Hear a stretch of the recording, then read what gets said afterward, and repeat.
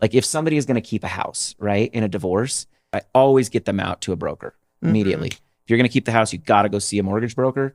You got to figure out, can you qualify for this? I want to have some sort of like pre-auth letter, something that says that you are able to kind of maintain this, cash the equity out that we think you might need in order to get the other person off the loan. I always do that right out of the gate, right? That and I get an appraisal done, like right out of the gate. Two things. Before I even usually hit the first appearance with the court, I'm already working on that. The reason I do that though is because a lot of times what happens is you'll go through the entire process and you'll say, hey, my client's going to keep the house and they're going to cash out this much equity to the other side. And then you do this great deal, everything works great, and everybody just kind of like pushes the paper off their desk and they pull the next paper on, and then 6 months later, 3 months later, their financing falls through and they can't do it.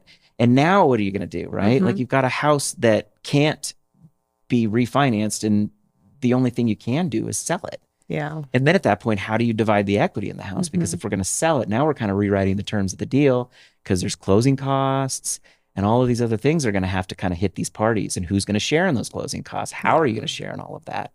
And so I always want to know before I write up a deal with somebody. But here's what happened in court yesterday. I went into El Paso County and I have this case and it was a pretrial conference. It was all WebEx.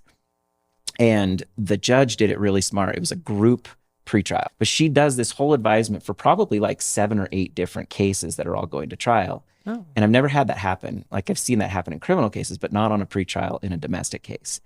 And then at the very end, but one of her pretrial orders was, if you want to keep the house, you better come in with some sort of documentation saying you can keep the house and refinance it. And I was like, thank you. Thank you, judge, because this is super important. It saves us work if you can. And so, yeah. That's smart. Yeah. That's cool. They're getting smarter. Yeah. Right? I think that they're starting to realize I don't want to deal with the contempt 6 months down the road. Yeah. If they're that overworked, they're probably like, I'm going to like make just this show me efficient. you can do what you think you can do. Right.